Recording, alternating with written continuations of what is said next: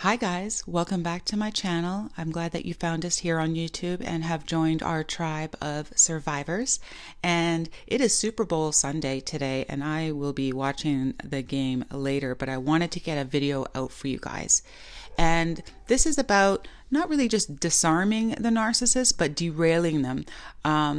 Because we don't all have ex-narcissist partners. Sometimes we have narcissists in our lives that are that we work with, co-workers, bosses, family members. Our mother can be our narcissist in our lives, siblings, distant relatives.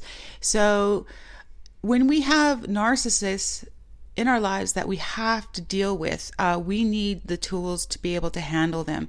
And derailing a narcissist is very important because they look at you as a toy of theirs almost sometimes that they use to their advantage, and they distort almost the way you think, or they try to, especially if you have a boss. Like I think I would just simply quit. No job is worth working for a narcissistic boss, because they will take credit for your work.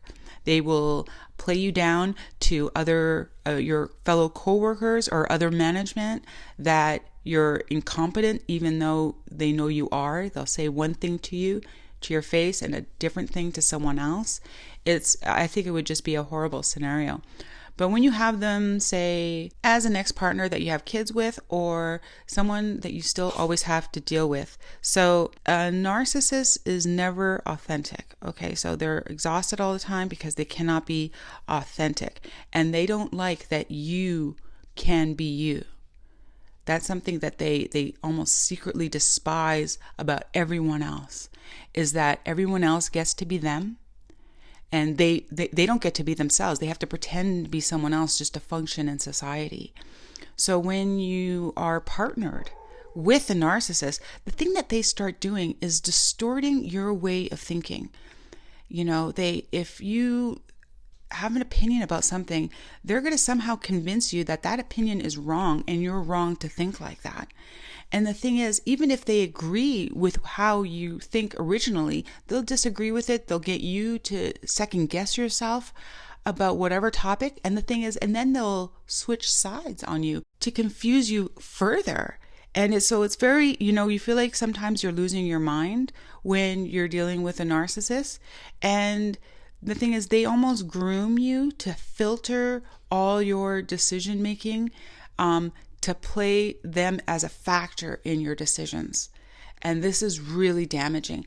Like, I was with my ex for 7 years, and towards the end, there really wasn't anything that I thought of in my life of what I wanted to do. Even if, say, I wanted to go to, the gym or a yoga class that evening. Like, I couldn't even make that decision until I thought about where he was going to be and what he was doing and what he would say if I left, I was worried like he would need me for something, or, it was really bad. Like, every time I would filter him in as a factor and wanting to almost please him, or make sure that there wasn't a fight, because sometimes narcissists start fights because they get a rise out of the negative fuel that comes out of you, and it's like this game that they're playing.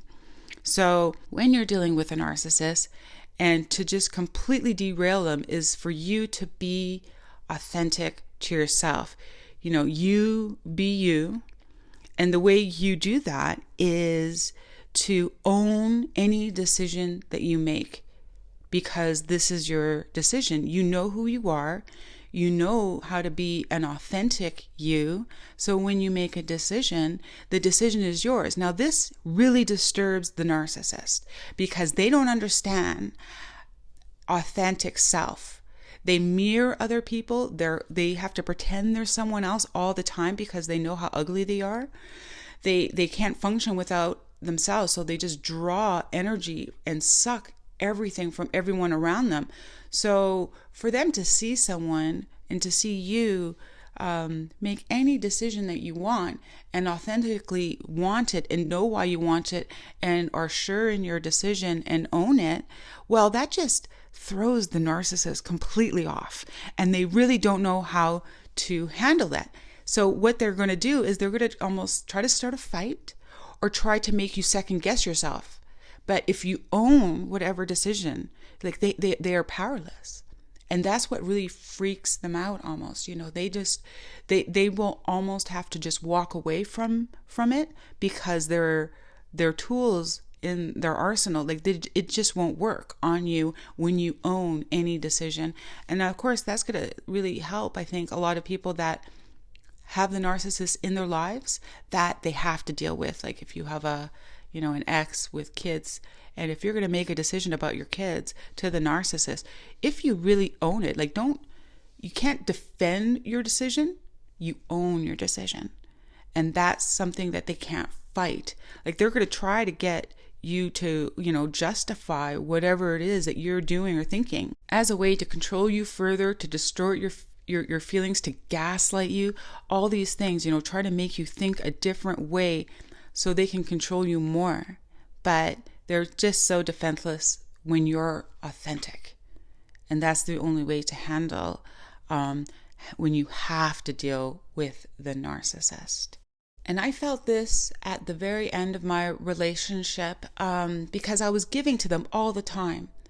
And he had convinced me that all these decisions that I made, like to either quit my job, to start other businesses, to do the things in our relationships, to, if we had to travel somewhere for something, like he would make it seem like these are things that we did together. But we didn't. These were his decisions that distorted my way of thinking, and I started to just lose myself. But he would give me the right type of love bombing at the right time in order to push it further and to get me to go down this road with him always. And the analysis that I've used several times is that I'm this octopus with all these arms and they're a shark, and the shark needs to eat one of my arms to survive. And he tells me that he loves me and he'll do anything to make me happy, but just please, I'm starving, I need to eat. And I give him one of my arms. And they almost convince you that this is something that you want to do for them. Yes, please take one of my arms. I don't want to see you suffer. We're in love. We're going through life, and life is wonderful, right? But then comes the time when you only have one arm left, and when you make the decision to keep that last arm and not give it to them, that's when they leave, right? That's when they find a new octopus that has all 8 arms again, and you're left in, ruin with just one arm. And you have to watch him with his new octopus that has all 8 arms, and they're in love. And, well, the new supply, right? The new supply octopus doesn't know that, enjoy those 8 arms now, because they're going to start eating it. And as soon as you make a decision and own the decision not to give up that last arm, that's when the narcissist leaves you alone because you're useless to them. So also, when you make your own decisions and you own your own decisions, that's when the narcissist will leave you, because you have nothing for them. You're not going to bow to their will anymore and do the things that they want you to do and distort your mind. And, you have to just remind yourself to be authentic, because they don't know how to handle someone who's authentic and owns their own decisions. So be you. That was the very first thing, I think, after my breakup, is several people, family members, everyone, they were looking at me and they had, they could see a little bit of what was happening to me. And when he was gone and I was lost, I almost forgot. Everyone just said, do you be you. And I almost forgot that that's something that I used to do. And I got so used to not doing me and just me. Everything was filtered through him and doing him. That's when I had really lost myself, at the end of the relationship. And so if you are dealing with a narcissist, you have to remember to be you. You can't filter yourself through them to appease them, thinking that this will make it easy and flow more. Don't do that. It can't. That's their trick on you, to control you and to get fuel from you. Be authentic to yourself and be you.